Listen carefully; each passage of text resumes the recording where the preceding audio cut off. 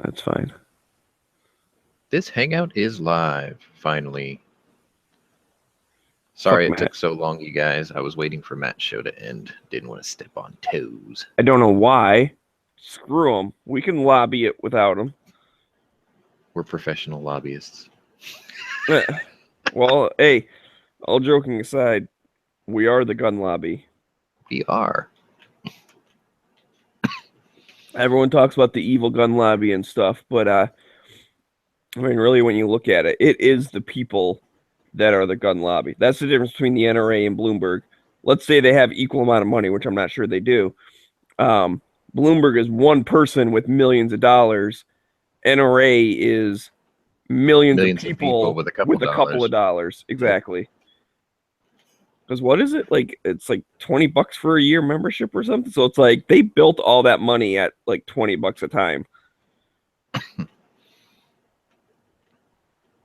So, and that is the difference. Because when push comes to shove, Bloomberg only gets to vote once, and we all get to vote once. Well, we outnumber him by quite a bit. And we don't smell like onions.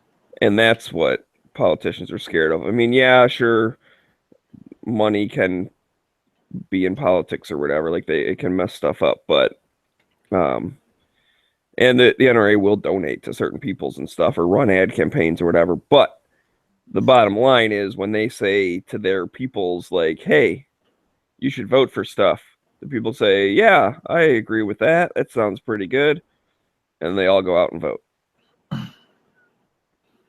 So that makes all of us the gun lobby, even if you're not an NRA member or nothing. I mean, it's not just them.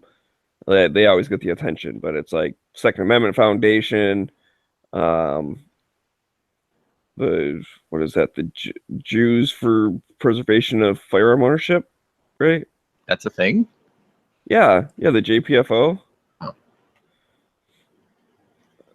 They're actually a pretty good one, and that's I guess what I like about it is, and it's not overly like they don't stress this a lot, but there's an underlying thing of like, hey, our group in particular kind of saw what happens when you take guns away from certain people, and it didn't work out so well. Right. I guess that makes perfect sense now. Yeah, so I mean, it's just, I guess that's why they. But I mean, you don't have to be Jewish to join it or anything. It's just that's what they decided to call their thing, but they do some pretty good work. A lot of the what are some of the other gun groups? I know a handful of state ones, like the AZCDL and Florida Carry and Buckeye Firearms Association. They seem to pop up in the news a lot, so I guess they probably do. They seem to do a lot of stuff. But I mean, any of the state ones are probably cool. It just seems like some do more than others, or at least you hear about them more. Maybe some others just like to work behind the scenes and do shit, and other ones like to be on the news or whatever. I'm probably missing tons of other ones. Oh, the NFA FA, that's a good one. Hmm? Brunch is ready. Oh, really? Wow. Can I Be out have there in a some? sec. Oh, you heard that. Yeah, I heard brunch is ready. Man, that's a rare thing in this house. Oh, yay, my game crashed just as I opened my fucking shop door. I hate this game. I hate this game. Sometimes I hate this Damn game. it, Sean, quit playing your video games and come eat brunch. Right. Now I got to get back in there, close the door, and then go eat. Your pancakes are getting cold. Shit. The eggs are getting runny. Man, I could go for some. I can't eat those right now. Damn it. Oh, sorry. It's okay. Well, then I won't tell you that your bacon is getting soggy. I can't have that either, but I'd love to have some bacon right now. God. Dude, even just pancakes, though. I'm almost talking myself into getting pancakes. What was it the other day? Was that Night Strike was talking about like waffles or something? It was like, oh my God, I would kill for waffles. Is that what it was? Or was it pancakes? Probably either or. It was They're the something same breakfast thing. related. Yeah. Yeah, but one has syrup pockets. Oh, shit. That's right. Yeah. And the other ones are a little butter more on mushy. top of them, too. Right? You know, I just noticed something. I lost a Beretta. Well, that's sad. Yeah. Well, I traded one, but I'm missing the other one. I don't know what I did with my Jetfire. I left it right here on my table. Oh, you better report it lost or stolen, or else you'll get in trouble. Well, I know where the extra magazine is, but I And don't then you know call where them back up, like, nah, just kidding, I found it. I'm about to have that. Oh, I found it. Somebody moved it. That's where it goes. Right there on that table. Where is my ATV? That's a little bit harder to misplace inside a room. How did I end up way out here? And where's my ATV? Motherfucker. Every time this stupid game crashes, I heard you. Yeah. Shit. I knew that was going to happen. Every time the game crashes when I'm in something, it does that. Shit. Anyway, I'll be right back. I'm going to go eat. Yeah, go spend time with your family, eating breakfast.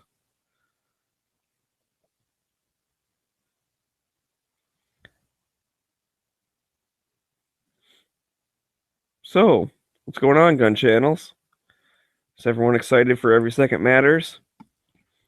I did my homework this morning. I have like 20 tabs open.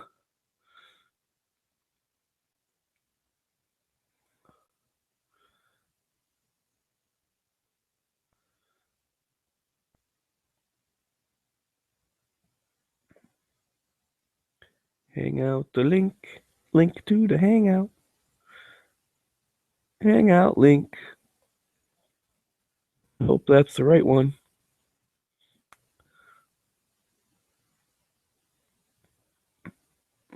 Yep, that's the one Sean posted. Cool.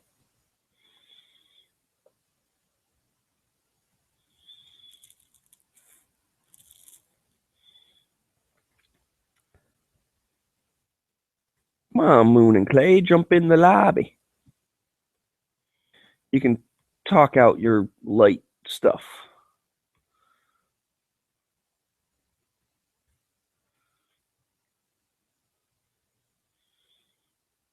The TLR HL.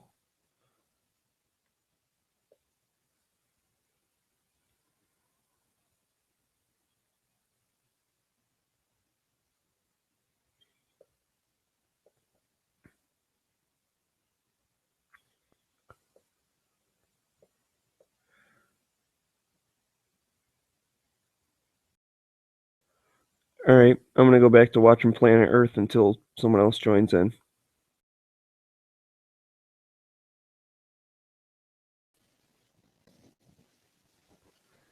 Oh, hey Tony, what's up? Hang on, I'll be there in just a minute. Okay.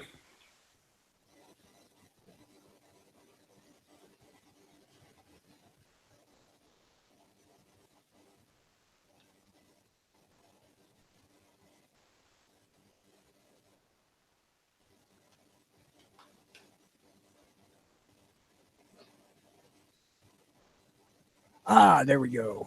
What's up is a really bad fucking day. Oh, that's a bummer. Yes, We just barely started. I split the freaking cylinder on my rigger today.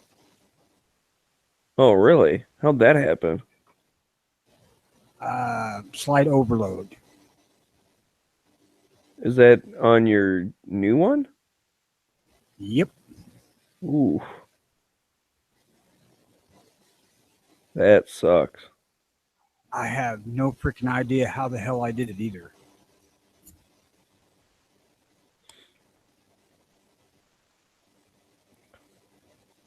Were you using a recipe from Sean? No. I was using the safe recipe from Hogden. But somehow I was way freaking off.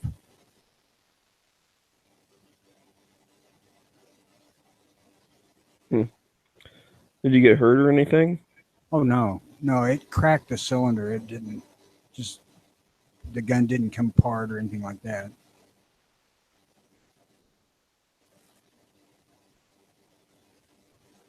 I think my scale got switched to from 0 to 10 grains, and I was loading Instead of 6.5 grains of powder, I was loading 16.5.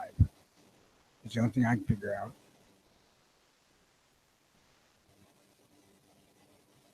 Did you make up a bunch of those with that load, or was it like just one? There was a couple dozen, but I've already pulled them all and weighed every damn one of them, and they were all up there, 16 grains. They're all at 16 grains, and that's you're saying they're supposed to be 6.5, not 16. Right. Oh, okay. So then, yeah, you. Wow. Yeah, but it's not as way overloaded as it sounds, but it's still way the hell overloaded. I mean, It's 10 grains over, yeah. well, the maximum load's like 11. You know, because I was loading cowboy action loads is what I was trying to do. I'm It sorry. was action all right. But hell, the recoil on it, when it did, it wasn't as bad as the Magnum loads with the 296.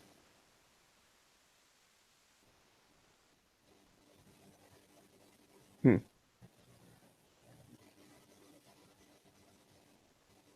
You know, it's my doing somehow or another, but I don't know how. So if you're starting to fuck with tie grip, be really, really goddamn careful with it. Meticulous about weights.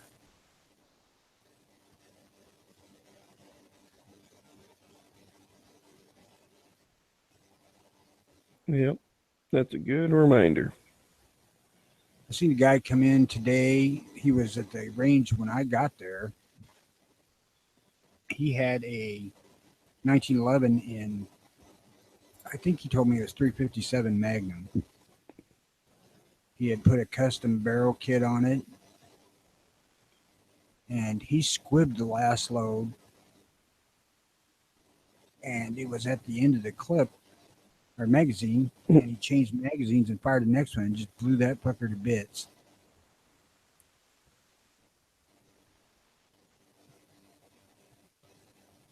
Well, so it is a crazy day for that kind of stuff. So everyone out there shooting, be Yeah. careful. Yes, the gun blow up gods are out in force today.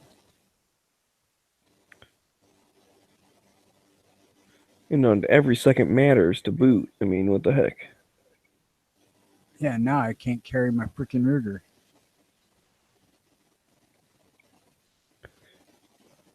Is that something that's easy or somewhat easy to like change out if it's just the cylinder? Like, can you just get a new one or Yeah.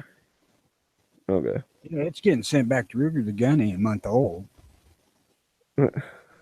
He said they'll judge it and said it probably cost me $100 if they deem I overloaded it. I'm like, well, You fuck, didn't I did. volunteer that 16 grain information, did you? We found it there. They pulled a couple of bullets apart for me, and I'm like, there's no damn way I double charge this because it's impossible the way I load them. Because I dropped the powder and then I put it in the press, set the bullet right there. It's always the same way. There's no fucking way I doubled it. Right. It's just But that for some reason you were dropping double the amount. yeah, I would somehow my scale got changed to the 10 grain setting, which I don't freaking use unless I'm loading rifle cases. Well, no, that's not true either because I did change it when I was loading that freaking 296. I don't know. Fuck. Yeah, Just it's a fucked up my bone. whole day. Well, at least you didn't lose any fingers or nothing. And it's Uh, probably fixable. It's just going to cost you a little bit, which sucks. yeah, yeah, they said it's definitely fixable. The gun still functions. You know, if you without ammo in it, you could still cock and fire it and all that. It didn't spring the frame or anything like that.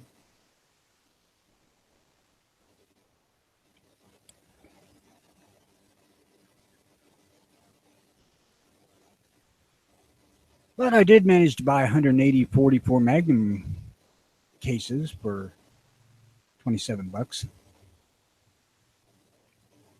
Cool.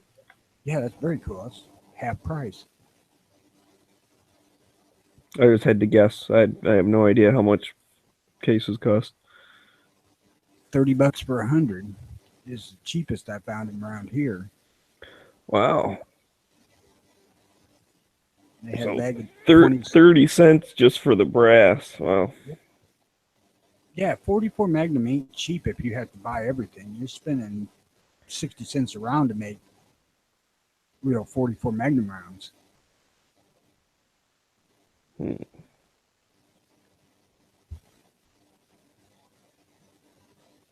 Yep, no more tight group in the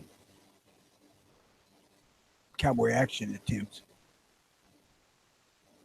They said at the gun shop, had it been an overload of something else where the case wasn't so damned empty, it might not have done that.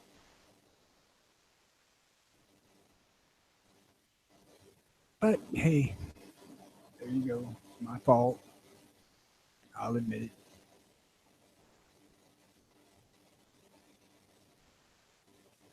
That fucking gun's trying to kill me. Hmm.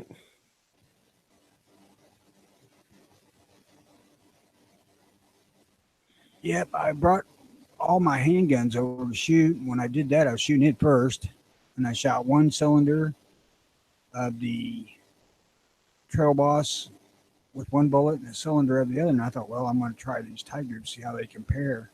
Shot 2 rounds.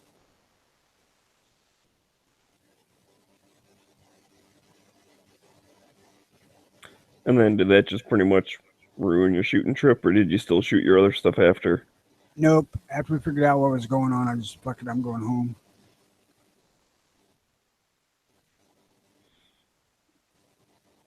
Yeah, it does kind of put a damper on the day. And I'm all right now. The only thing now is I got to be without the gun for at least a month. And so that's about how long it takes Ruger to get it. And then contact me, and if it costs anything, they contact me to decide if I want to fix it or not. And he said the last one he did like that, it cost $100.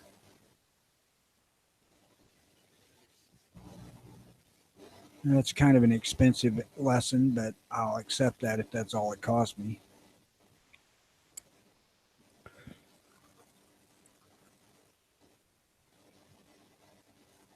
He did tell me, he said it happens a lot. He said guys are real prone to push 45 loads, 45 Colt, trying to use them for hunting and stuff and blow them things to bits quite a bit. Even sturdy Rugers.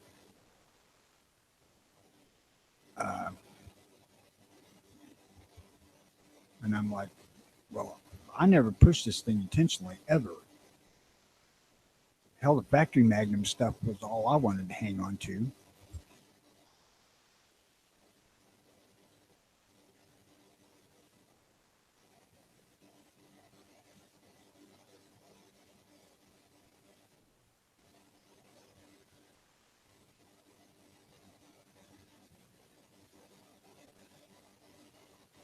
But, that's a lesson. Be mindful of what the hell you're doing, because somebody who does it quite a bit can still fuck up and ruin a gun.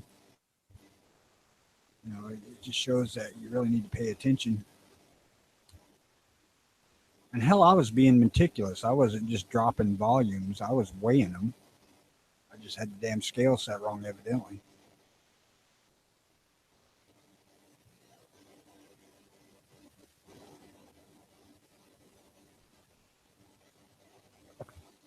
So is that like a digital scale you were using? No, I use a beam scale. Oh, okay. So you just had the I get it. So you had the 10 things moved over or whatever. That's the only thing I can figure. Especially being off by like exactly 10 from what you were trying to get.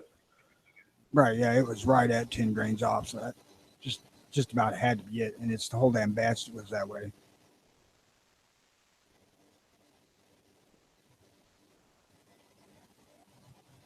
I got a bunch of 200 grain jacketed hollow points that I'm going to pull too, because I loaded them with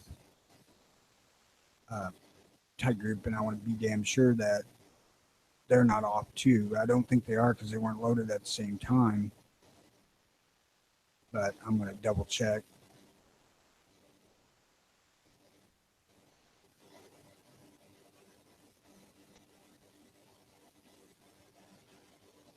But it's kind of odd because the 200 grain lead bullets with the way overload did not recoil near as sharply as the 296 that was loaded to the mid-range of what it's supposed to be. You know, I loaded them at 27 grains, and they're supposed to be 27.5 grains, and they're supposed to be 27 to 28. Something I was right in the middle is where I picked.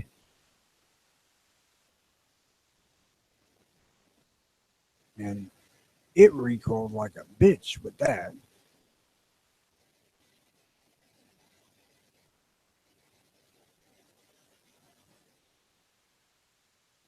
And I suppose it's because the tight group is so much faster burning, it increased pressure a hell of a lot quicker and broke the gun.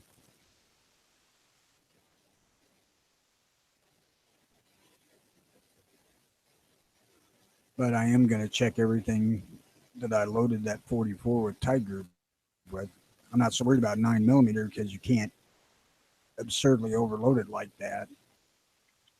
There just isn't case space. Right, but I think you like you can't double charge it, but you could possibly like 1.5 charge it or something. There might be room for Yeah, that. but there's not any way I could manage that because, like I said, I weigh, and I'm continuously weighing. So if I had it set in 10, it would have been. Oh, that's a good way point because the overload. 9mm would be like whatever 14 or 15 grains. So, Yeah, its maximum load's like 4.5 to 5, somewhere in there. yeah.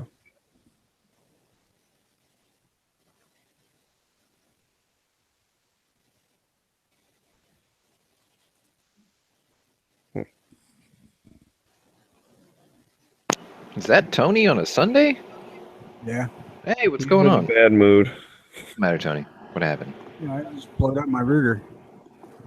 You just blew up your Ruger? Yeah. Did I hear you blew up your Ruger? What do you mean? I mean, cracked the cylinder, blowed up my Ruger. How hot was the load you put in it? It was mildly warm, 10 grains over.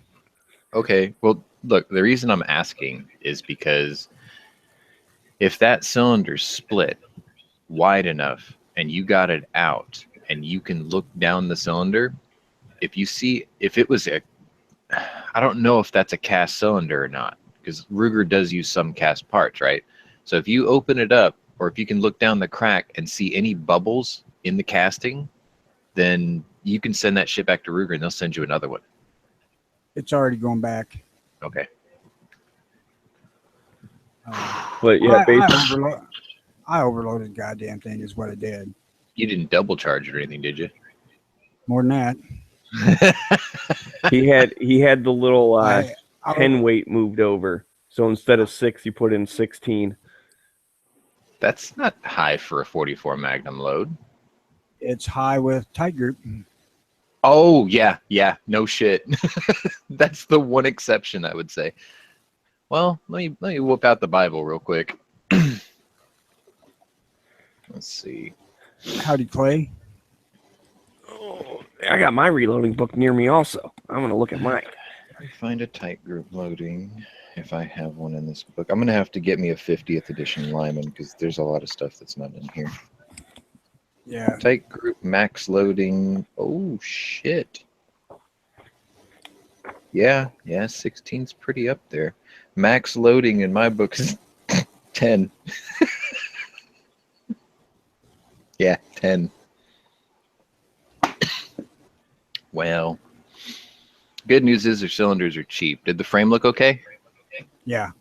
You'll be Yeah, fine. the gun even still would function. I mean, So you weren't here yesterday. They You didn't didn't. get to see me in my show and tell, right? No, Okay. Here, maybe this will put you in a better mood. I got to take them both out. Well, you already saw my Jurassic World rifle, so you don't have to see that one a second time. But I lost a Beretta yesterday. I traded it off. Let me get the camera going. Anyway, there we go. I picked up this for $15. that does not look near as bad as I thought it would. Yes, and neither was it to me either. See, this is a 336W. However, it is a genuine Marlin 336W. And the reason I know that, which the guy that I bought it from, he even pointed it out. He was like, it doesn't say MR down the receiver. The serial number's on the tang like it's supposed to be.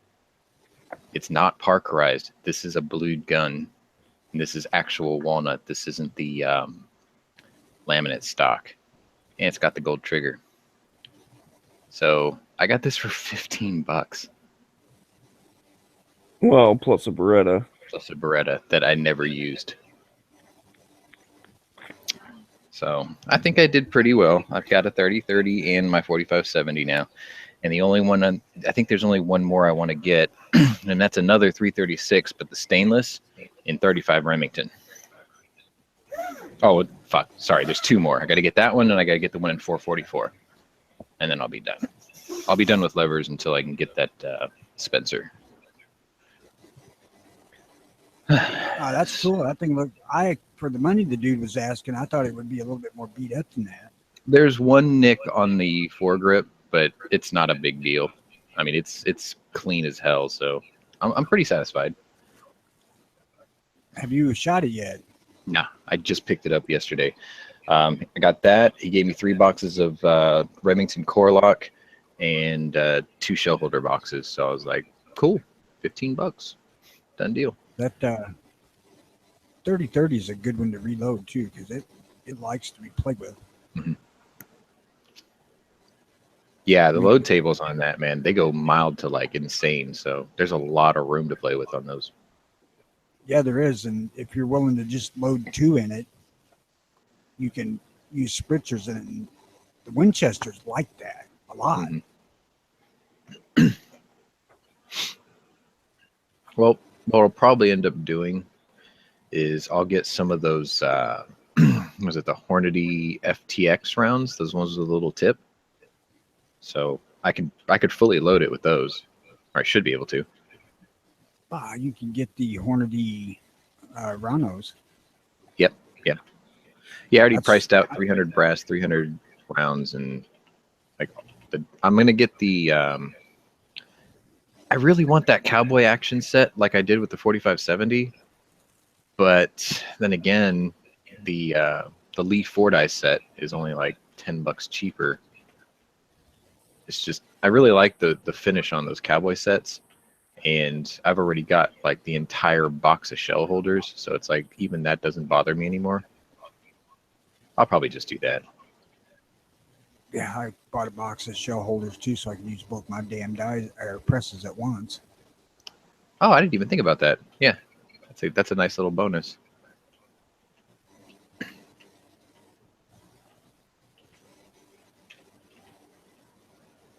Yeah, that's cool. I like loading for the 30-30, but when you start getting really hot, the Winchester would kick like a fucking mule.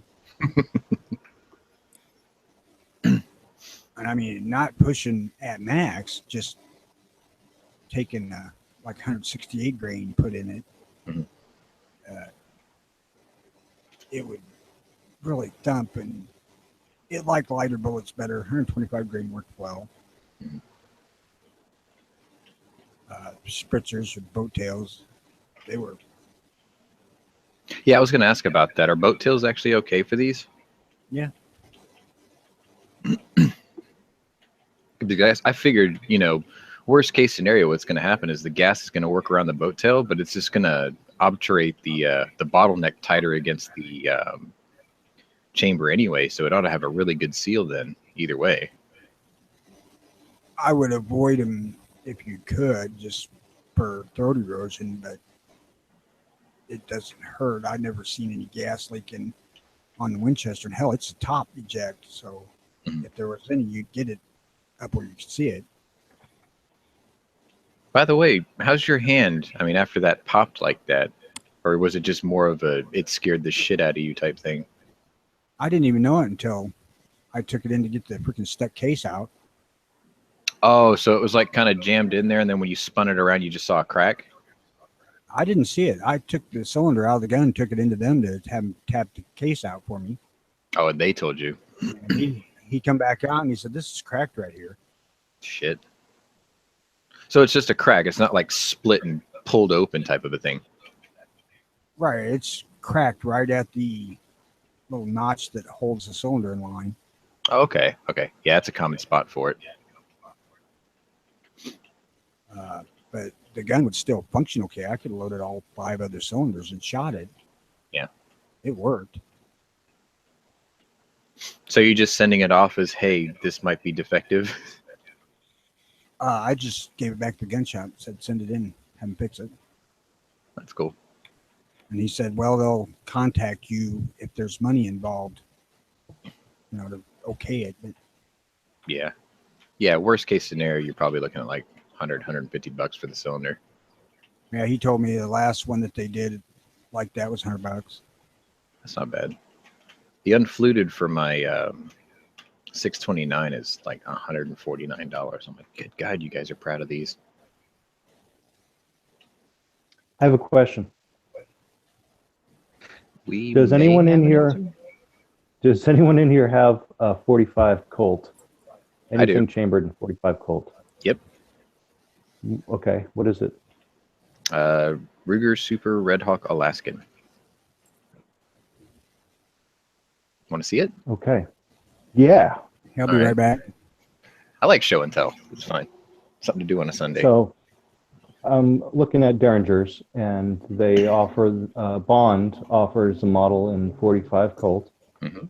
And I'm looking at it, I'm thinking, yeah, 45 Colt, that's versatile. And just for kicks, I Google the ammo, go to Midway, pull up the ammo selection for 45 Colt, and it's pages long. There must be 100 different ammo options. Yep. Factory. It's a very versatile round. Here you go. I had no idea it was so popular. Is that all in It's frame? got to be as popular as 9mm, because there's cowboy loads, there's hunting loads, there's target loads, there's defensive loads, there's 2 types of shot shells. Cowboy action loads and everything. Man, I got Let's too much see. light coming in This is a stainless. here. This one? Yeah. Here, let's see if that's a little bit better. Are all the Alaskan models stainless, by the way? As far as I know. Okay. But the this one in particular is Carpenter steel, because it has to be able to handle 454 Casull also. Oh, okay. But yeah, this chamber's I was gonna 45 say. Colt all day long. That's what I started out with when I first got this. I only shot Colts out of it for maybe the first month, and then I stepped up to 454. See, But I this think one of thing's the benefits of 45 Colt is that you don't need a big ass heavy gun like that. You can just have, Yeah, you can use it whatever for carrots frame. and stuff. Right, a smaller frame revolver, and it goes into lever actions and Derringers, and I'm digging it. The price on that ammo wasn't very expensive either. I think it's because of its just mass availability. I mean, there's so many different types of guns that have it. You got cowboy guns. You've got they still make guns in 45 Colt. I mean, just modern guns. I can get a Red Hawk in 45 Colt. But it's been around longer than the 1911, obviously. So the versatility of it, the availability of it, it's everywhere. So yeah, it's reasonable. It's cheap as hell to reload too. Extra bonus if you're on the fence about doing that. Cool. Yeah, I like 45 ACP. So this is a natural progression for me to go to a rimmed cartridge, classic cartridge. Nothing too overpowering. I'm not actually sure I want a Magnum. At this point, 357 is probably good enough for me in terms of Magnum cartridges. Now that I think about it, that 45 Colt kicks more than my 357 Magnum. And I can honestly say that because this is a 2.5-inch barrel. My 357 686 is a 6-inch barrel. That has almost no kick. My 327 with the scandium frame, it probably kicks about the same as a 45 Colt. So I mean, in terms of like hand feel, it's gonna be about the same. Cool. Like Magnums wouldn't beat you up. Yeah, you're right, but I want to kind of step into this slowly, and I don't need a Magnum. I don't think I'm really going to be hunting with a pistol or a revolver. And I did see a video of a guy who killed a bear. It was a black bear, but he was hunting from a tree stand, and he shot the thing with one of those Blackhawks, and the bear went right down, straight down, within 10 feet. So I don't know. Would you consider 45 Colt grizzly defensive load? You got to remember the only bear I ever shot was 1,300 pounds. So Right. I'm probably not the best person to ask about that. But to be fair, I would say if you place the shots well, it should be just fine. It's just, where I go it's wild and it's dangerous out there. So it's like, but like as a backup to bear spray. I mean, oh yeah, absolutely. And it's what do not you going think? to like getting hit with it. Or even if you just shoot up into the air, the noise might scare the thing away too. Absolutely. Unless, it wants to kill you for whatever reason. If you're going to get, you were talking about Derringer, but I mean, if you were going to get like a revolver also for like, with camping like a and 6-inch barrel, right? If you got one of those and you put some like really heavy hardball Hard cast bullets in it, that will work. I have no doubt that wouldn't work. It just has to be big and heavy. Now, would you think that the 45 Colt might be a minimum caliber for grizzly bears? No. I think probably 44 special would be. Huh. I'm not trying to be like obtuse or unkind about it. I mean, I think 44 special is a perfectly capable round. You can load that almost as hot as a Magnum. Keith did it for years. Okay. That's like a 44 special plus P?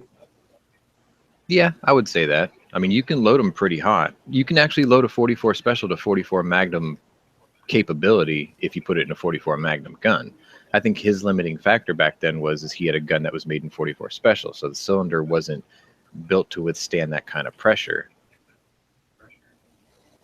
But yeah, it's a perfectly capable round because that's still a 240 grain, pill. So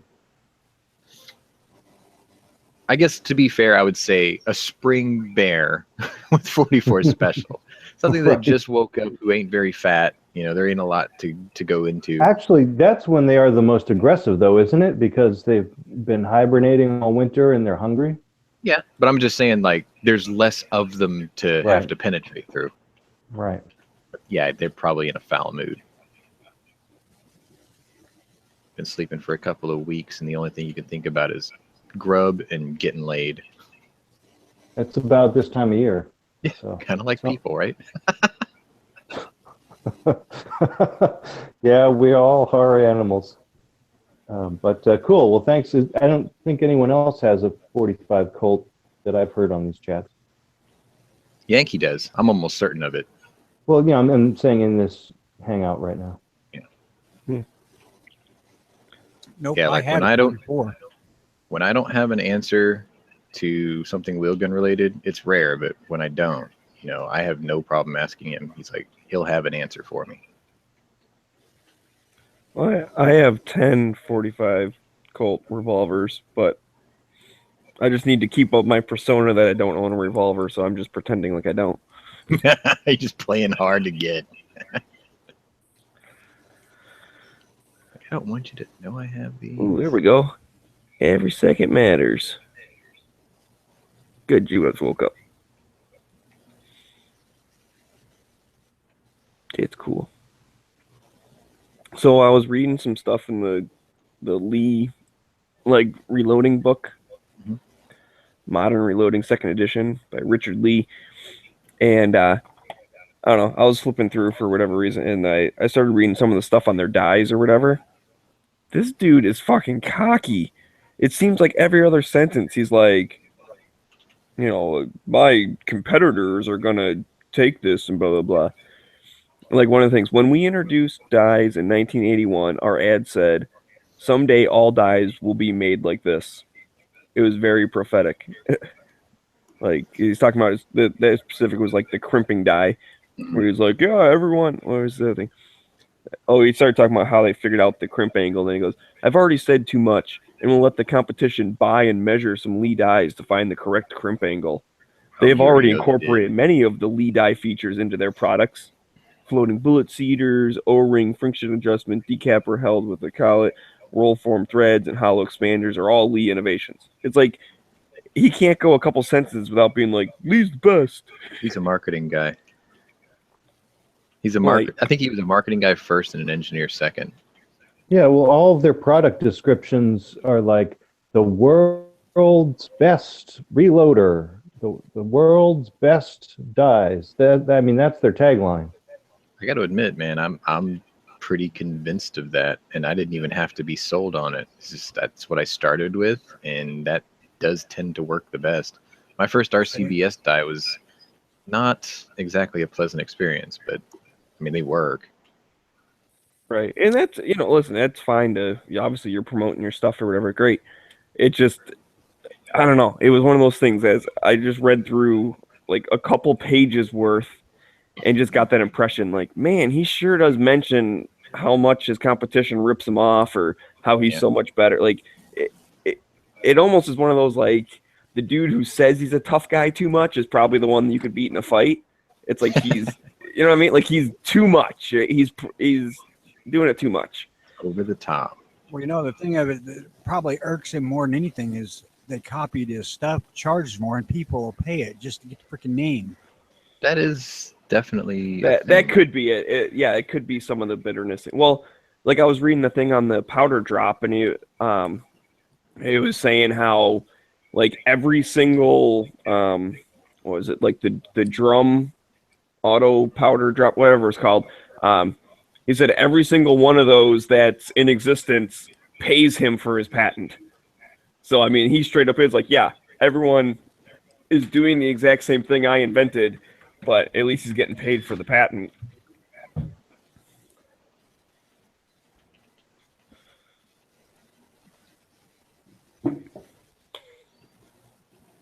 It's like the Lee Perfect Powder Disc Auto Throw or whatever the heck it's called. I've got Auto the powder measure. I've got just the one that's called the perfect powder measure, which yeah, I guess now that you mention it, that is kind of arrogant, isn't it? It's perfect. Just fucking deal with it, that kind of thing. Yeah. But well, like, it's just, yeah, reading the descriptions on it and stuff was kind of funny. it does work really well, though. I mean, I can't complain. I've got the one with the actual like metered drum or metering tube on the side, not the discs, and it works. It's just the one thing. My only So is that the complaint. thing? You put the little key in, you can screw it in and out to like make the like add more or less. I don't have the keyed one. I've got one where it looks like a pop-out thermometer type thing. So you unscrew it, you pull it out, then you screw it back in.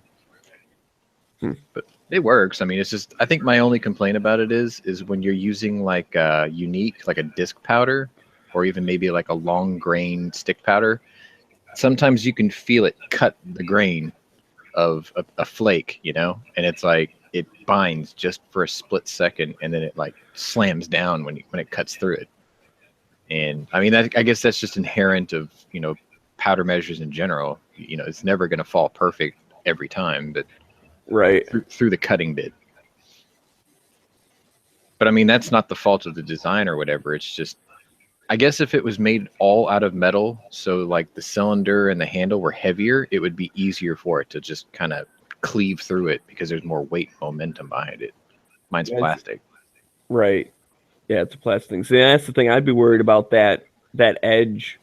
Like, and I guess powder's not super hard or whatever, but I'd be worried about it like That's a good concern. Where it wearing would out a chip little out bit, the you know? edge. Yeah. It's adjustable, so you can tighten it more if you need to. Right. I'm just saying, if like you set it once and be like, "This is my load forever," and like don't I was check it, gonna do eventually that. you could get some more. I was actually going to do that because my powder thrower base is an old LCD computer monitor base because it's got that big heavy bottom on it, and it tilts. It's got like a swivel built into it. So what I did was I flipped the monitor base flat, and then I screwed the powder measure into the top of it. And the more I looked at it, I thought, you know what would be really cool is if I built like a little 6-inch Lazy Susan on the top of that first, and I could mount like 6 perfect powder measures on there, and I could just mark them for each caliber so I don't have to keep adjusting them. I may actually still do that because, I mean, they're cheap. Well, Yeah, I think and that's here's the the thing thing. about Lee products. They are so affordable that you Yeah. could buy 5 presses, you could buy 5 powder throwers. And you're Well, still only paying as much as like one of the One premium. Yeah. a Dillon 1050 or whatever. So I don't know if yours is the same as mine, but mine, like that little drum or that disc or whatever, like that pulls out, and you can get extra of those.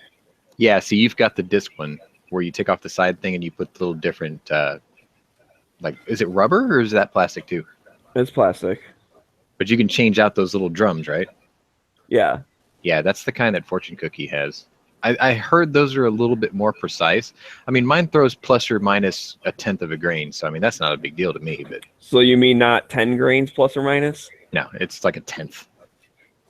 Hey, now. I'm sorry. Oh, I don't mean to throw sorry. salt on the injury. I couldn't resist. It's like that went over my head until he was like, "Hey, now." God, it's like someone freaking. Tony went to the vet yesterday. It was that trip that no pet likes to go to. And now he's coming home and he's got that scowl on his look and he's looking at the master like, how could you do this to me? So like, he's not all, Well, it's an interesting tale because reloaders will often say that measuring powder by weight is the most accurate and the safest way. Here's a perfect example of how that strategy can go awry with just a simple tear miscalculation. And when you measure by volume, it's visually obvious how much powder you're putting in there, and you have that cross-reference. I think what happens checking the density. What actually happens is it's sort of like this happens to me too. It's like it's complacency. What you do when you first start reloading is you're ultra careful about your powder weights. You check it, you double check it, you triple check it, then you put it in the casing, right? And then after a while, you get really comfortable with the idea, and you're like, oh, I got this. So you start checking every 5th one, and then every 10th one, and after a while, you're like, screw it, I got my perfect powder measure dialed in. I'm just going to do all of them, and be done with it. And then what they tell you is you look down. You put them in your shell block, and then before you start putting projectiles in them, you look down with a flashlight and just check to make sure all the levels are the same. Well, I took that one step further, even lazier. What I do is I do the powder drop first on a flared, primed, ready to go case, and then I look down each one as I drop it, and I go ahead and seat and crimp the bullet immediately. That way, I don't even delay with the idea of did I double or did I not charge that one. I just charge it, seat it, crimp it, all in one motion or 2 motions. But I look at it every single time I take it off the powder drop. Well, and that's why I like the progressive press. That's exactly it does all that for you. You put the case on, and you're only dealing with that one case until it's done. Right, and then you go to the next one. Because I did it before on a single stage, and he had a separate, powder throw thing. So that was just that. You put all the shells in a little tray, and then you hold the tray up to it and drop it, do.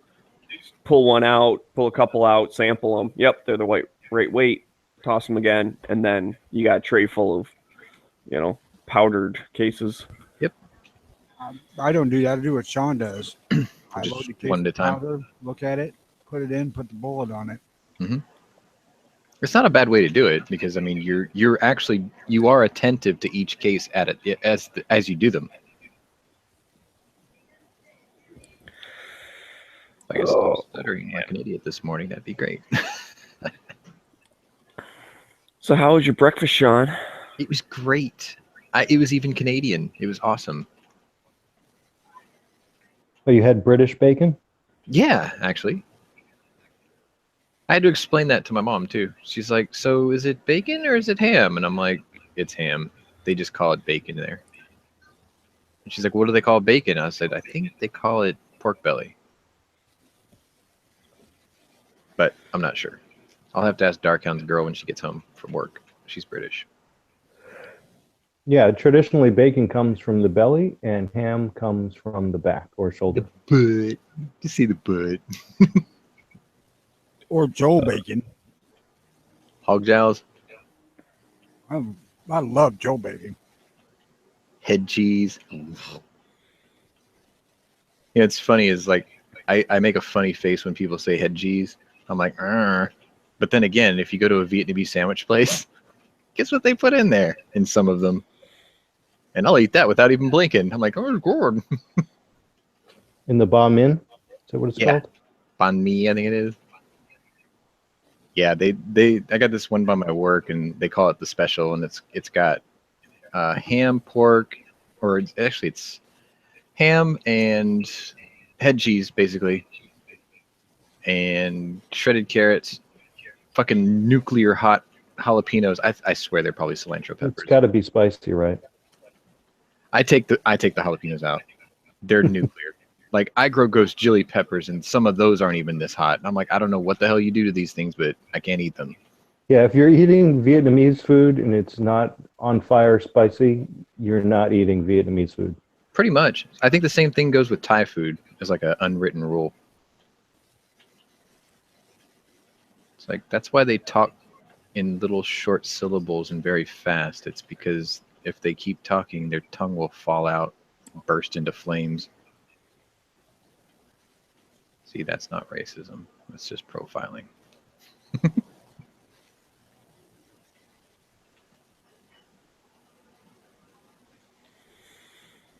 Okay, no wrenches here today. You and your goddamn wrenches.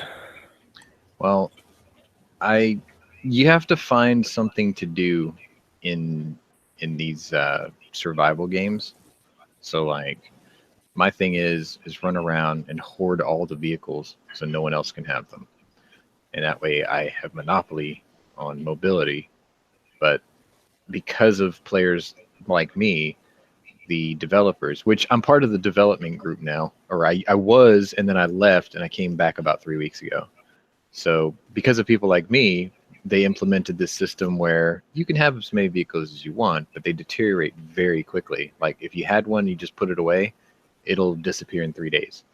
So you have to maintain them, and you have to use a wrench to fix them. And the wrenches only last 25 strikes, which will only fix a vehicle, I think 50%. And they're not easy to find. The wrenches are not easy to find. And they removed the ability to craft them like you used to be able to do. So if you really want to hoard vehicles, you have to know where every wrench pops up. You have to get them often. And then you have to constantly, maintain your vehicles. So, Sean, are you going to go into the Every Second Matters chat and talk about the Texas governor's proposal to go to constitutional carry? If I'm asked, I can. I mean, I know the basics of it. Essentially, he was elected on the basis that he was going to start a 3-point program, or a three-point attack, essentially, to get open carry, which was passed, I think, within 2 weeks of his election. And then the second part was we were going to reduce the registration fees, which just went, I think, to the state Senate. I think it passed in the House and it's going to the Senate, or it's the other way around. And it went from $100 to $40, or sorry, $140 to $40. So now Texas would technically be the lowest carry state fee place in the country. $8 a year. Same thing with the the renewal fees. They went from 70 to 40. So it's $8 a year essentially for getting it or renewing it, which is fantastic. And then before his next reelection, which I think is either next year or the year after, part 3 is he's going to basically have a case study. He's going to show what the crime rates were like before he was in office, and then he's going to show what they were like after open carry, and then he's going to show what it was like after he lowered the fees and open carry or license to carry applicants went through the roof. And he's going to give them an ironclad set of numbers. He's going to be like, look, the carry applicants went up something like 250% in 2 years, and the crime rates in all major cities dropped 35% or something like that. If he gives solid numbers, then he says, now imagine if we didn't have to tax the people for their own constitutional rights, and anybody and everybody responsible could carry a weapon and defend themselves. What do you think crime rates would look like then? And then the state Senate and House would have no, valid argument against it because the numbers would prove themselves. That would be cool if crime rates are going down. I know there was a little spike, 2015, I think it spiked, but I can only assume at this point that we are rolling back these draconian laws, that crime is going to start to return to go down because it had been going down for 10 years or so. Yeah. So that's now Smeggy also has a constitutional carry amendment that's being proposed, and I'm all for this constitutional carry thing. And it's nice that these places are still offering a concealed carry permit. But so for me, like, I would still get the concealed carry permit, but if I happen to leave my wallet at home or in the car or wherever, and I can carry, and I don't have to worry about having that permit on me.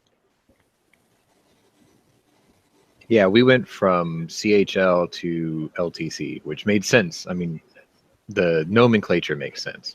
Concealed handgun license. Now it's just license to carry because, we had open carry pass, and it was like, okay, well, if you had a CHL, now you can open carry. And they just changed the naming for those who joined after the fact. And then when it goes constitutional carry, then it doesn't matter because our governor literally said, he goes, I don't like the idea of taxing the people for their right. And then he was like, to be perfectly honest, we don't even need your money. I mean, he just flat out, we don't need your money for this. It's like, that guy is awesome. And that's very rare. Because normally they sit there and say, all right, what can we push on you? And then say, oh no, it's too expensive to do this thing that we want to do. I was like, well, how about you just don't do it, and then it won't be so expensive. I was like, they make some type of, a registration system or something, and they say, well, it's too expensive to register all these things. It's like, okay, I have a solution. Don't register them. Yeah, let's just not have the registration. Problem solved. Like, oh, it's too expensive to do all these background checks or something. Okay, then don't do the background checks. So here's the question for you guys. Federal one. Why do you need a separate state one? Exactly. If your states do get constitutional carry, will you still get a concealed carry permit? No, because it won't be necessary in our state. I probably still would. I mean, unless I'm concerned about other states' reciprocity, then I guess I would. But I mean, if it's constitutional carry and I don't have to have it and I hardly ever leave my state, then it's not a big deal. Like Alaska doesn't care either. They're just like, whatever. You're out here, whatever. Yeah, I would keep it for two reasons. One, what you just mentioned for the out-of-state travel. Just in case. I'll say three reasons now. Two, because I already have it, so all I have to do is renew it, which is just give them a little bit more money and you're good to go. And then three, we get to skip the background check if we have a concealed carry. So just to make your time at the gun store a little bit faster. Yeah, I'm going to change my opinion. And yeah, I would do that just for that sole reason, because sometimes you have to sit there and it takes hours. Right. So that's a big one. And then for me, I would add a fourth in saying if you got pulled over by a cop, it would be nice to be able to hand him the permit along with your license and not even have to verbally tell him you have a gun or whatever. And it's a good guy card, right? So Pretty maybe much. you got to have a ticket. Well, see, if I'm not mistaken, when we get LTCs here, it's just actually written at the top of your driver's license, so there's no 2 cards anymore. Like it actually says it on the top line of your license. Ooh, I don't like that. It's just 1 card. I kind of like that because it's just one less thing to have to, carry around. Yeah, but I mean, it's not that hard to put an extra. Like I carry mine in the same pocket right underneath my driver's license, but I don't like the idea of like, Letting getting everybody carded in a know. bar and then they're like, "Oh, you're one of those people." Like, I don't want people to know I'm a concealed carry holder unless I want them to know. I guess that's kind of So valid. it's not the freaking bouncer's business if I have a carry permit or not. Right. I always used to hand them my military ID. That shuts them up instantly. I'm just like, ID here. Oh, sorry. Come on in. Job done. Oh, I think my Jeep just blew up. Oh, man. Look at that big smoke cloud out there. Yep. Sorry. Game talking.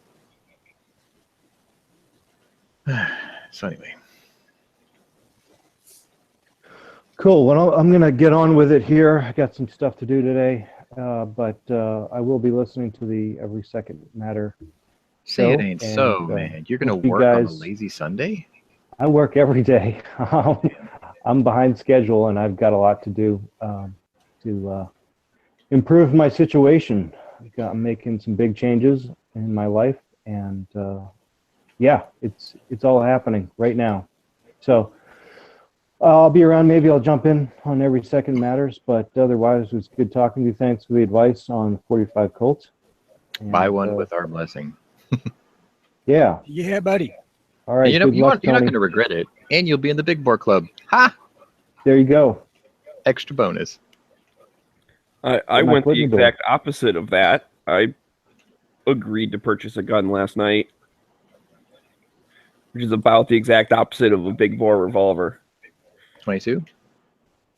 It's a type of 22, yeah. I mean, it is a Magnum. Did you buy a PMR 30? Yeah.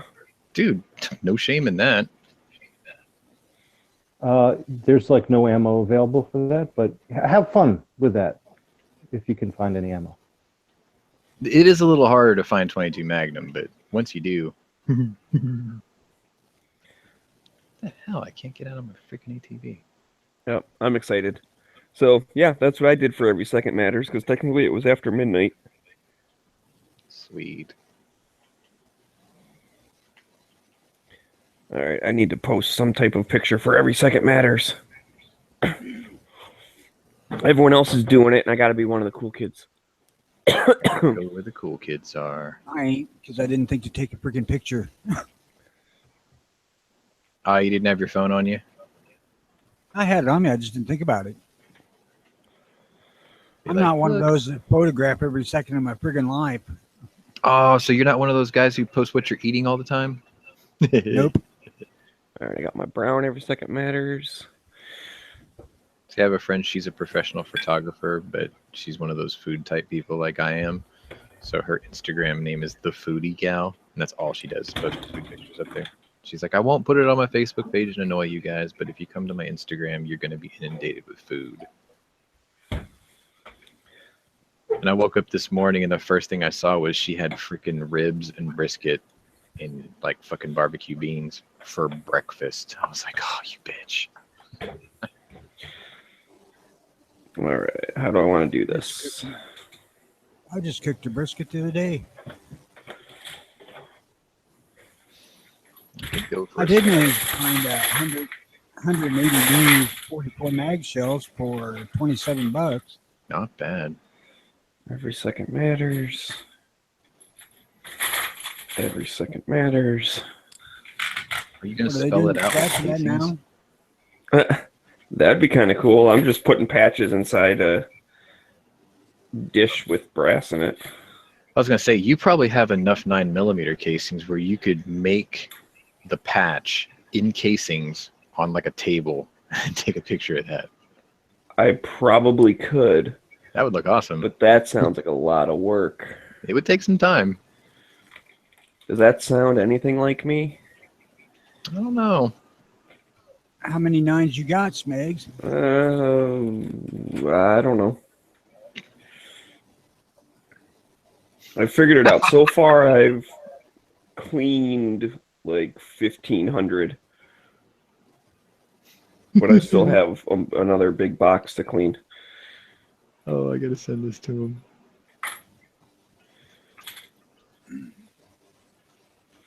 Okay, so I got AK-April in there because it is AK-April. I don't want that. Anything else I can put in there? How about a little gun channel sticker or something?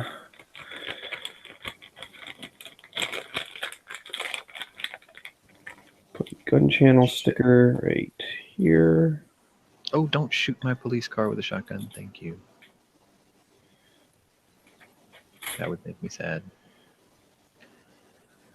Okay, now I have to run all the way back up there because I found another ATV. I need to steal it. I'll be right back. A few minutes. I got to make coffee or get it. I made it a while ago. Chock full of nuts. And how about a new media badge? Because that's what's cool about Every Second Matters.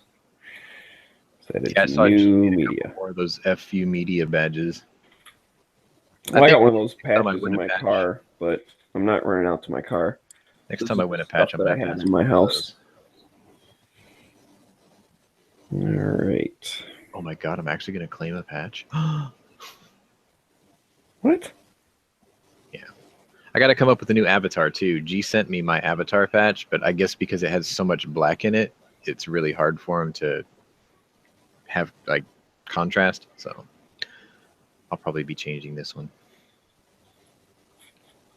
I don't want to, but I might have to. Say it ain't so. Let me see if I can. Yeah, I can set the auto run. Pretty sure I have another one in here. My pictures folder. I don't like that AK-April patch. You can't read the yellow. So I will use the black one. I'm looking for my other avatar, and the first thing I run into is Joanna Poloni. Thank you. Puts a smile on my face. Shit, I'm getting chased by a wolf. God damn it. All right, let's try this one.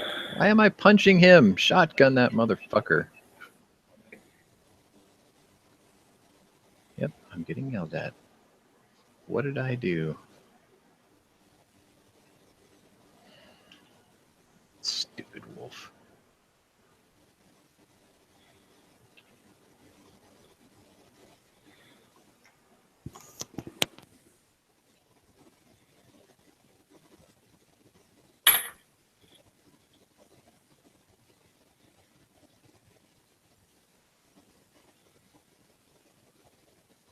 Let's go with that one. All right, cool. Oops. Edit, adjust, rotate.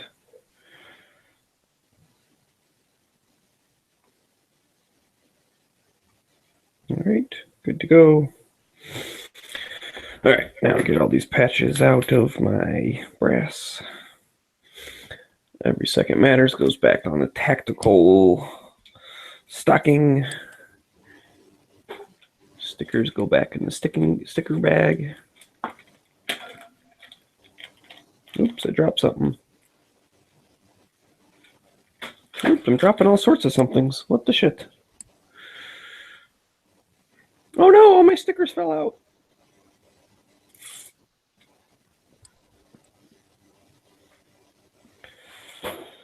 Oh man, pick up all my gun channel stickers.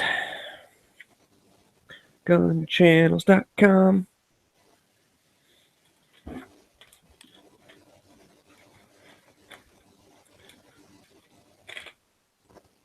All right, cool beans.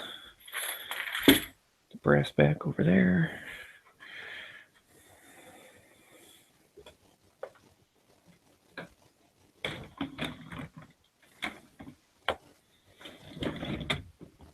You don't have to be lonely at Gun Channels dating hashtag. There we go. You know I was getting yelled at. I know that noise. Oh.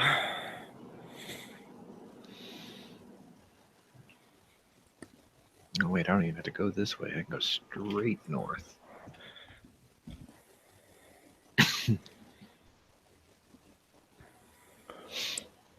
Oh yeah, I was looking for a picture, wasn't I? Yeah. Let's see if I can find that.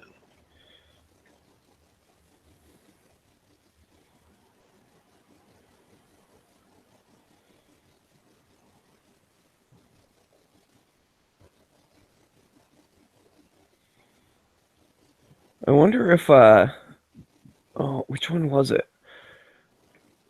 I think it's Cycle Camp. I wonder if he's on Gun Channels right now. Because he actually did some activism stuff. He was talking about it the other day. It's not on. It's on my work computer, of all places. Shit. No Cycle Camp on Gun Channels yet. Oh, Rick's saying that 22 mag is falling off the shelf up here. Loads at Walmart. Awesome. Bonus. I can't say that I've been looking for it, but I've seen it around, like, just in passing. The only thing that bugged me about the PMR was it feels like an empty squirt gun when it's empty. It's so light. But I don't think I've ever heard of anyone having a bad experience with one. Like, they're pretty decent. Guess I'll go ahead and cook this wolf meat.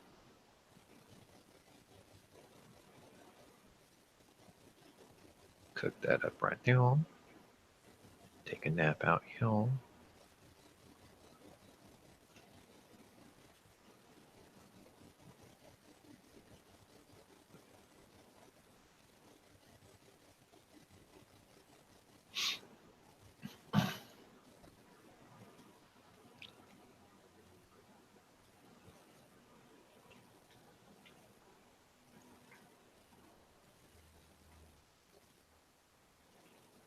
Eat my wolf steak.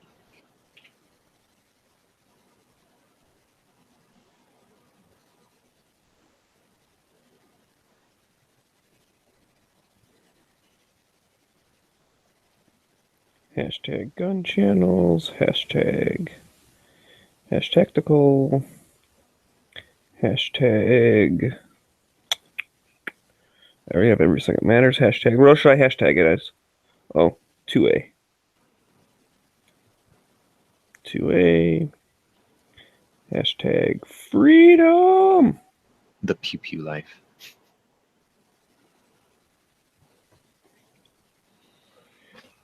Hashtag. I have to. Hashtag AK April. I always use hashtag this is a hashtag. Hashtag new media.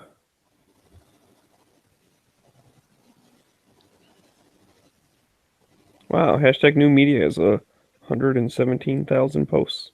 Sweet. So see, I like getting I like finding stuff like that where it's obviously being used for like other stuff, right? Like it's probably freaking like anyone with a YouTube channel uses new media or whatever, but then they see this, be like, oh, this is a type of new media also. Cool. We are gonna solve the second today once and for all. Yes. Ah, Is he doing E2M right now, or is it going to be later today? It said an hour. Yeah, I think it's like in a half hour. Or so. Oh, well, hell, I can make this an abbreviated session today then, because he'll probably run it the rest of the day. Cool. Do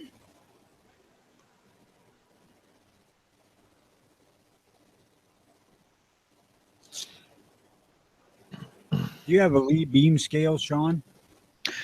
I do. It has never left the box after I calibrated my digital scale. Well, actually, let me see if it's a beam. Yeah, it's the Lee. What do they call it? They call it the perfect powder scale or safety powder scale. It's not the gigantic one. It's like the 12-inch one or whatever.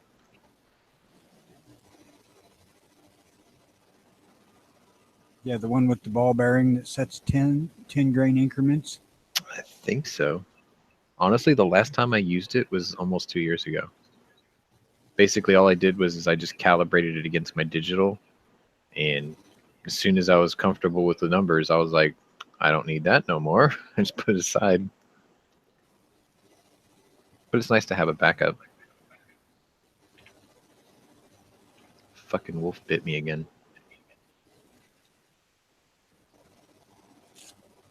Because I think that's where the reloading error came in. I think it was set on 10 instead of 0.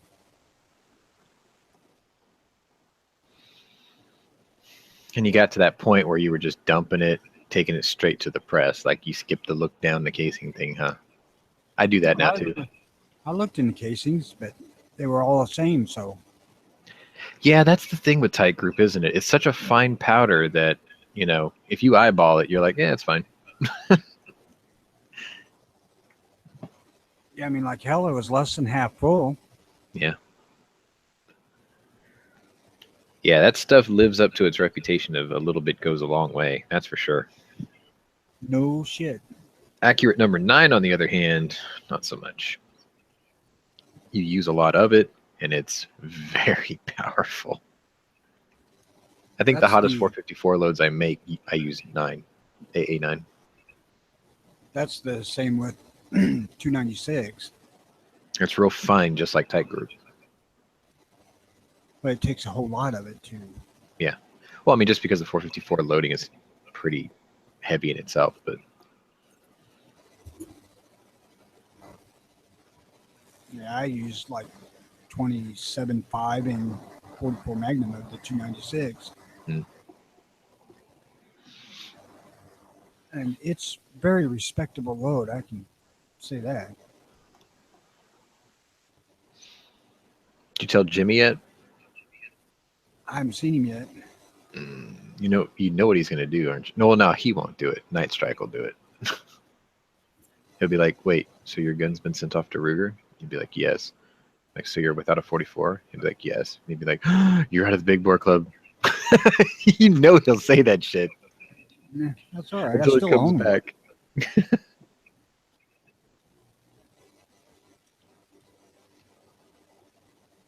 Fucking drill bit. I'll throw one of these Smith & Wessons out. Shit. I'll make it work, damn it.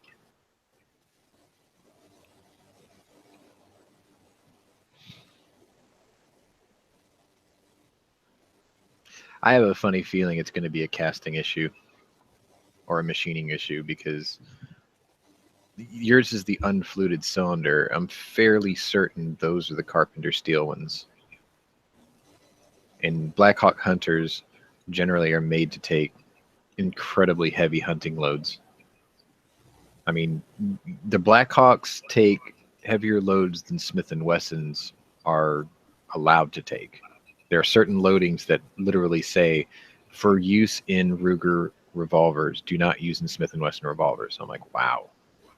My 629 competitor, as much as I love it, there's a limit to how hot I can load it.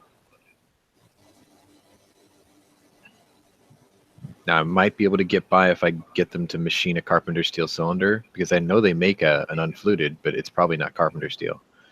So I may not get what I want. Ooh, there's another ATV.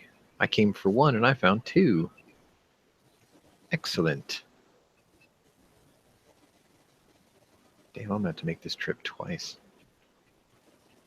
That sort of sucks because my compatriot in this isn't here today. He's moving a chicken coop. As goofy as that sounds. Let me go ahead and check this one out while I'm down here. Oh yeah, this one's in good shape too. It's got no gas. Well, I guess I'll have to make this trip twice. No big deal.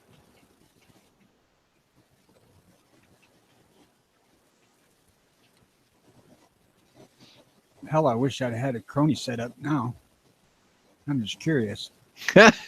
Like, man, that bullet was doing 3,900 feet per second. Let me just dial it down 1/10 of a grain.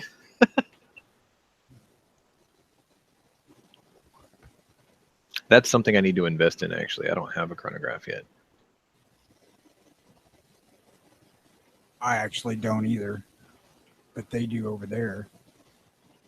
What do those usually go for, anyway? Like, I've never actually went shopping for one. You can buy them for under $100. Oh, that's not bad at all.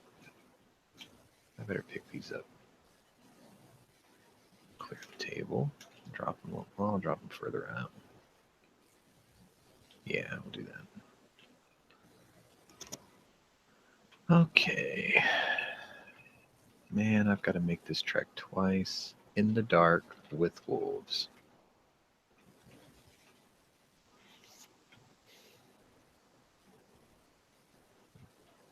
That sounded like my first weekend in Denali. I broke the tour van, or the tourist van, I should say. And I had to walk like 6 miles in the dark, in the mountains, with wolves, no gun. Ow. It was my first time out there. What? 10.8 grains of tight group is 38,000 CUP pressure. I was 50% over that, so. Yeah, you were just starting to touch up on like. No, I can't say that because 454 Casul is about 65,000. You were getting up there, like you were hitting the realm of interesting, very interesting.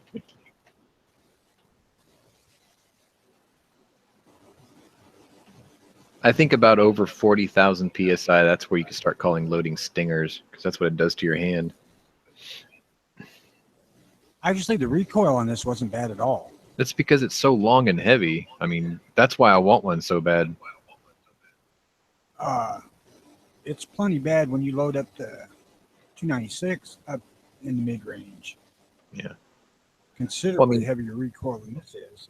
I'm curious what the hand feel would be like if you ended up putting like a Hogue tamer or a monogrip on there with the backstrap cover, because I mean you're dealing with a hardwood hand or hardwood grip with like the backstrap exposed, right? Right. So I mean you've got steel banging directly into your knuckle, your index finger knuckle. Like I bet you can tame it further and almost make it like, you know, really just enjoyable to shoot all day. As sacrilegious as that is, because I mean I love those laminate grips. I think they look great. That's the first thing that turned me on to them. I'm like, ooh, black and gray grips. I think I remembered to close his door this time.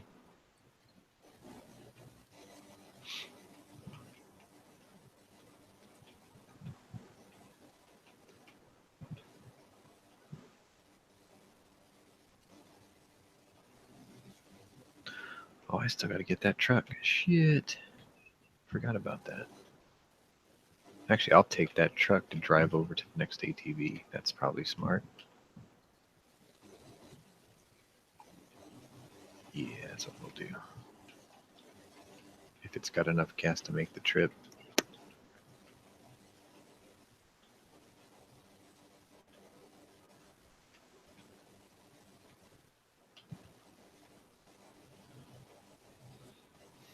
Oh shit, that's a bear. You stay over there. Actually, I better kill it. Where'd it go? There he is. Gotta kill this bear. There we go.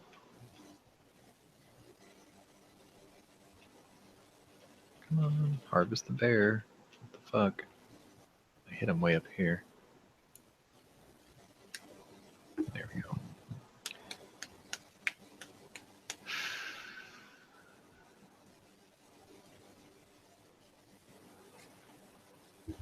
By the way, did you ever find a holster solution for that Ruger? I have a holster for it. Belt one? Huh? For your belt? I actually seen a shoulder rig for it for, God, what was it, $30? That's not bad. I'm pretty sure you can stuff one into a Galco Kodiak, but it might be a little loose. I don't know. I haven't replaced the one for my 500 yet just because I can't really cough up the $170 for it. The other one went into the river and it turned into concrete. Yeah, what I'm looking for is the cowboy type, with the holster and then the gun belt with bullet loops on it. Oh, yeah. That's something I got to ask Nathan about, if he actually can do the belt with the loops. That'd be pretty. But no, I ain't looking at nothing until I find out what the deal is with this thing and what it's going to cost me. At worst, I think it's going to need a cylinder. Because, I mean, like you said, it was just a crack. It didn't actually split. I think you I think you dodged a bullet, so to speak.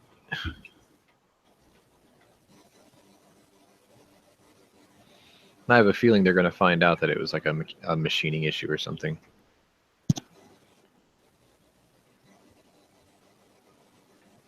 Well, I'm pretty sure that if Ruger will stand behind it. Oh, yeah. I mean, if they actually say, yes, this is overpressured, we actually mic'd it and there's a bulge in the middle or something, then you have to buy one. But the rest of the gun's probably fine. Oh, I'm not worried about the rest of the gun. I'm sure that it's all right. I forgot who it was, but they actually pressure test their guns for 50% over the max loading. Ruger But I does. think it's just their way of testing it to make sure that you don't lose your hand, not that it won't crack. You know what I mean? Like it'll shoot.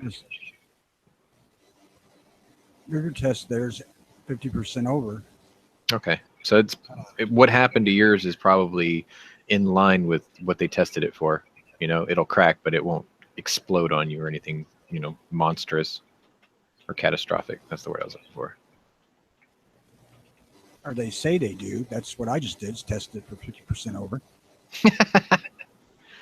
Test fail.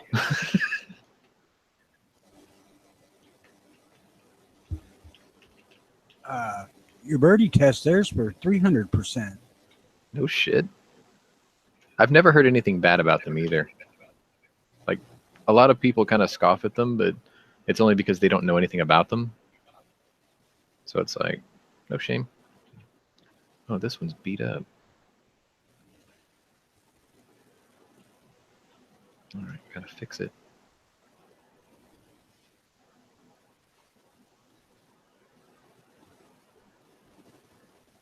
Damn, that was really beat up.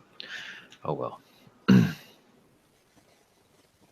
I have another? Yeah, I got 2 trucks. 2 trucks, 3 Jeeps at least. I'll just show you. Share screen, application window. Boom. Okay, so this is my new garage building that I'm doing. Got 5 ATVs, police car, 2 trucks, 3 Jeeps. And I need a shit ton of wrenches to keep them all from blowing up. Fascinating, I know.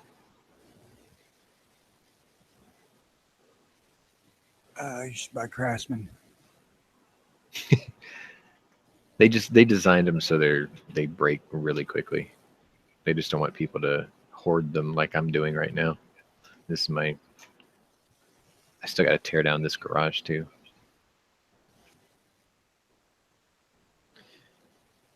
But at least the guy I play this with is going to be pleasantly surprised. He seems like, holy shit, you got all that stuff already? I'm like, yeah, I got that stuff already. Yeah, hell, the rounds I loaded with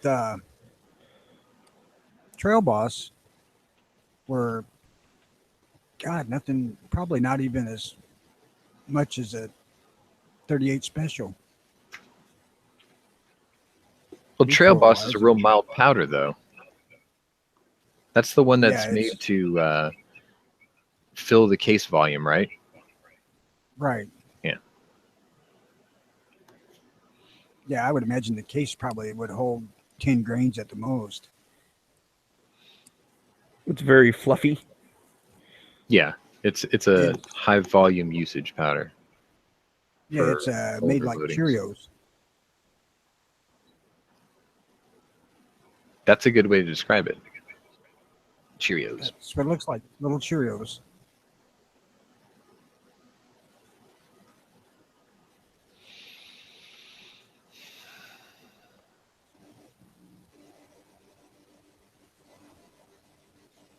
This is Yeah, gonna I'm- be my day. I am going to steer clear of putting tie grip in the big case, though. You can do it, but let's see. You were running what, 6 grains? Theoretically. Yeah, that's a lot of open space in a 44 case. If you can get it, just run unique. I'll Because just run that stuff 2 works really sticks. good, and you can use it in a ton of loadings. Let me grab one real quick. I'm using 11 grains of unique, and it's respectably full. Actually, I'll show you one. You probably like the way it looks. Camera on. See, wad cutter. Fucking lights are bright, man. I don't know if that's coming out too well. Get something dark. There, wad cutter. That's not showing up at all. The monitor's too bright and the camera's right above it. So Yeah, it looks like you have an alien spaceship in your mirror yeah. reflecting from the monitor. Yep. I can't do anything about that. I gotta get a new camera.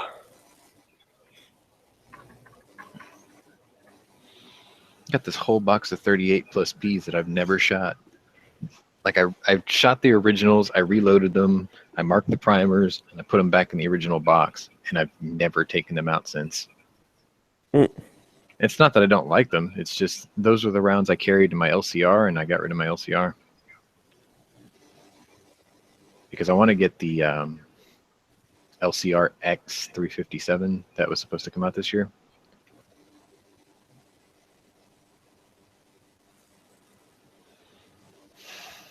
Fucking list just never gets smaller, does it? What of stuff you want? Yeah. Like this Marlin thing sort of just kind of crept up on me. I got my Jurassic World rifle, and now I wanted the 30-30. I got it.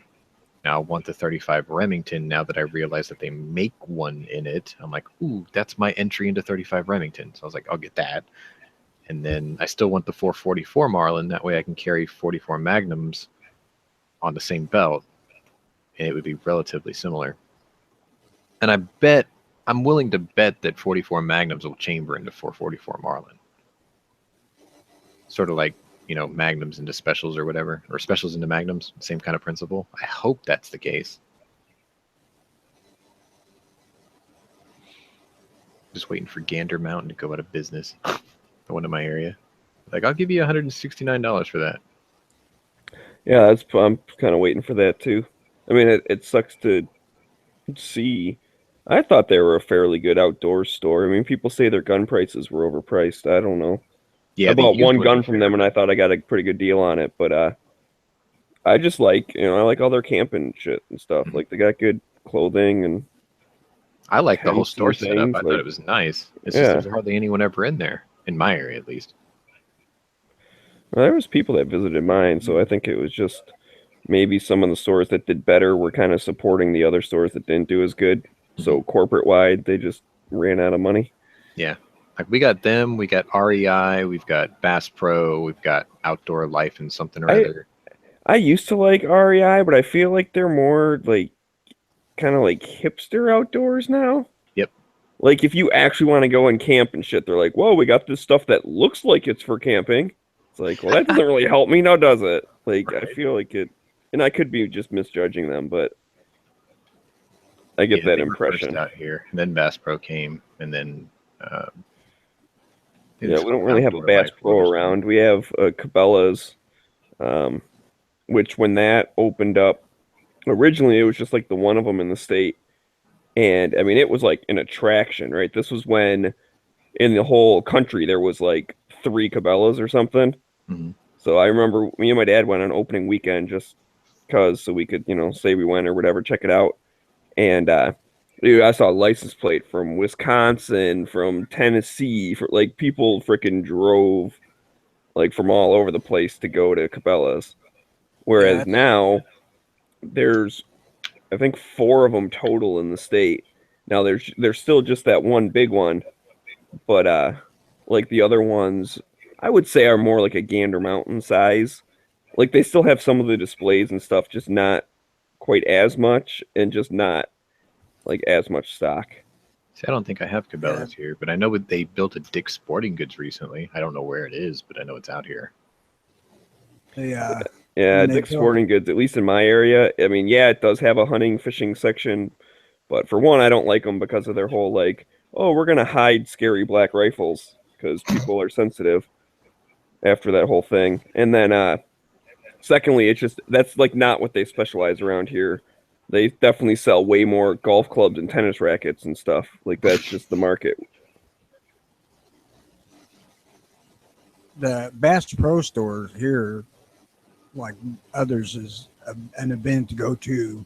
Just the shit they got there. Right, and that's what I would say. I'd say it's got to be pretty similar to a Cabela's. I mean, I'm pretty sure that's why they bought Cabela's was because they didn't necessarily want to compete with them anymore. From what I hear, they want Cabela's to carry more of the camping and hunting stuff, and then Bass Pro to carry more of the fishing stuff. Although they'll all have a little bit of everything. At least that's what like the news release was talking about. The Cabela store got great big fish tanks. Yeah, they got at least the one in Dundee has like a walk-through aquarium where there's like an aquarium on either side of like the aisleway, a bunch of different fish in it. It's kind of neat. Yeah, that's this Bass Pro here in Peoria has got several large aquariums in the wall. Pretty cool, but they're freaking high priced. Yep. They're like, this is a bass. I'm like, oh, okay. These are catfish. Oh, that's great. The one in tank they had up here had about a 35-pound flathead, and this is catfish. Damn. No shit. Don't turn your back, because I'll take that fucker home. I can't eat catfish anymore. Catfish gets good when you cut steaks off of them. Yeah, but I can do that with sea bass. I know it's more expensive, but I don't know. It's something about the texture of catfish. I grew up on it. Like that's all we ate. That and orange roughy and king mackerel. And it's like you can sort of eat yourself out of a food. You know what I mean? Like you have it too much or too often. Oh hell yes. It's kind of ruined on you. That's what happened to me. All right. Let's see. Is there anything going on? If you want a link, let me know. Oh, he already sent me one. I was just about to say, I want a link. All right, I'm going to go jump over to Every Second Matters. Has it begun? I think it's about to. All right. I guess I can shut this I'm one at least down. going to jump in on the, beforehand before we start up. So, all right, see you guys. All right. All right, Tony, let's go hop over there. Because, I mean, it's going to probably run all day anyway. Alrighty. We'll see you guys there. Thanks for coming.